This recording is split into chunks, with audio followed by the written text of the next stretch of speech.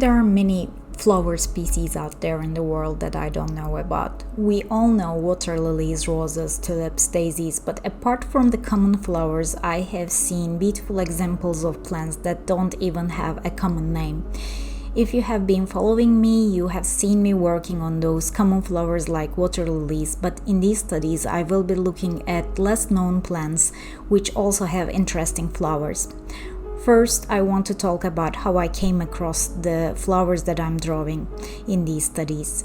Most of my research is simple. I go to Wikipedia and then type in flowering plant, and in this Wikipedia page, it is really easy to get overwhelmed because, as it says in here, there are 300,000 known species of flowering plants.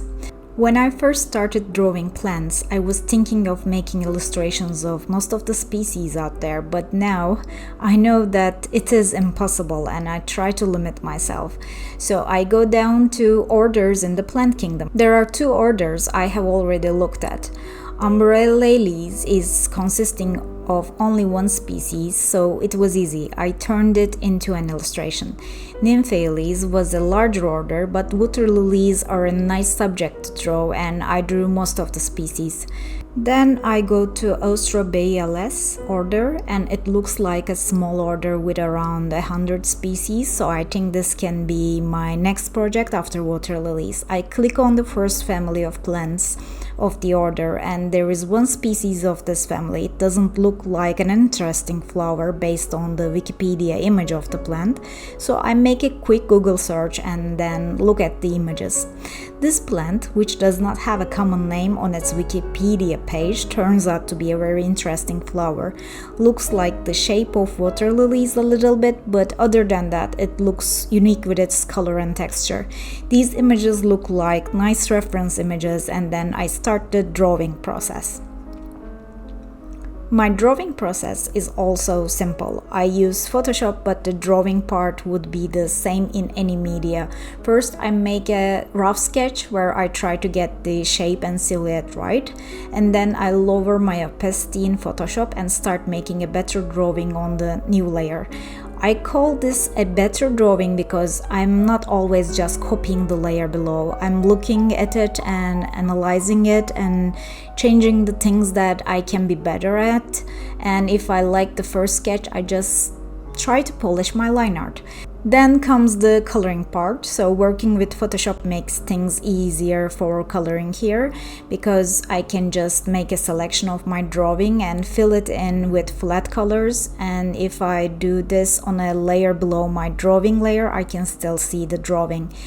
And then I use textured brushes to add shadows and light, and sometimes I create another layer on top of my drawing because I don't want my illustrations to have lines but instead a more painterly look. It depends on the subject I'm drawing and also the time I want to put into a drawing, because the last step is making it more finished, and in some of the illustrations I don't want to spend my time a lot with finishing. So as I said before, this plant does not have a common name on Wikipedia, and it is a woody vine that grows naturally only in the wet tropics, rainforests of northeastern Queensland, Australia, where it mostly grows beneath the rainforest canopy.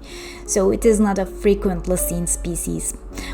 After finishing the rare endemic plant, I look at other families in the same order, and one of the families had 3 different genera. First one is Elysium with the common names of anise tree and star anise. I chose a few different species in this genus because of their beautiful flowers, and because of their flowers, some of the species of the genera are used as ornamental plants. This species I'm painting here have the common names of Henry anise tree and Chinese anise tree. It is a broad-leaved evergreen shrub or a small tree that is native to China. One of the most commonly known species is Elysium verum, and it is known as star anise or Chinese star anise. I tried to draw the fruit and seed of the species, and it took quite a lot of time, but it is a nice design by nature, so I had to document it in my own way. Star anise is a spice that tastes a lot like anise and comes from the star-shaped fruit of the Elysium verum plant. These fruits are picked just before they ripen. The oil from the star anise is very fragrant and it is used in cooking as well as in perfume, soaps, toothpastes, mouthwashes, and skin creams. In the West, star anise has become a popular, cost-effective substitute for anise in baking and liqueur production. It also enhances the flavor of meat dishes. This spice is a staple in Chinese cuisine and it is also commonly used in Malay and Indonesian dishes. It's grown commercially in many Asian countries including China and India. One of its well-known uses is in the traditional Chinese five-spice powder. This is Elysium defengpi and it is an evergreen shrub. Which is native to southwestern part of China. This plant usually grows on top of karst hills and in the sparse forests on these rocky slopes. It's known for its medicinal properties and also has significant scientific, ecological, and ornamental value.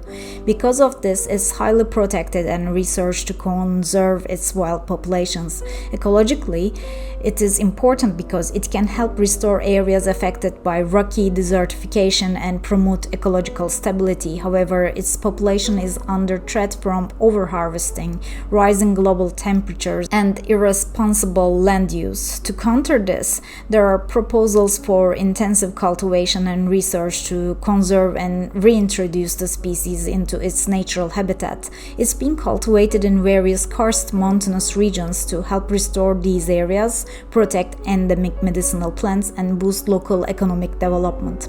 For example, this is Elysium floridanum, also known as purple anise or Florida anise. But this variety should not be ingested and it is not considered an alternative to a culinary spice like the star anise. I drew this species because of their striking color and they were a bit different than the rest of the genera. So it added a variety to my page of illustrations of the same species and it created a better composition. Then I moved on to Schisandra genus, which are called the magnolia vines. Despite its common name, the genus is not closely related to the true magnolias. These species are twining shrubs that generally climb on other vegetation. Some species are commonly grown in gardens for their ornamental value. This hardy deciduous climber can thrive in almost any type of soil, but it prefers a sheltered, shady wall. Its dried fruits is sometimes used for medicinal purposes. In China, the berries of the plant are considered five-flavor fruit because they contain all five basic flavors in Chinese herbal medicine: salty, sweet, sour, spicy, and bitter. In traditional Chinese medicine, it is used to treat a variety of ailments, including infections, skin issues, insomnia, coughing, and thirst.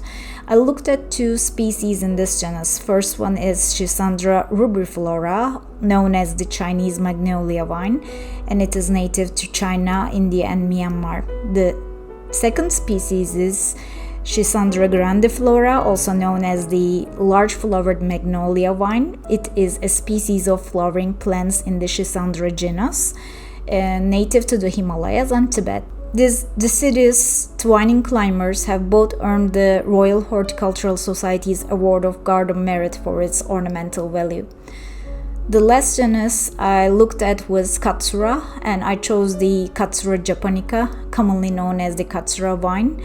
It is a plant species native to Japan. It is found in the tropical and subtropical habitats and can be grown as an indoor plant also. It is cultivated as ornamental plant in gardens and has edible fruits that can be eaten raw or cooked. So I ended up drawing only 8 different species of plants in the Austrobaileyales, which are consisting of about 100 species, but I tried to find interesting looking visuals and I also started to learn about these species, about their common names and also common uses. Apart from the star anise, these were more rarely seen species. They must be more commonly known in native habitats, but I did not know any of these plants, so this whole process enriched my knowledge a little bit, and then I ended up with 4 pages of plant general illustrations. So I hope to continue these studies for developing my portfolio of illustrations and also gaining more knowledge. So if you're interested in any other earthly inspirations, join my journey on learning and drawing.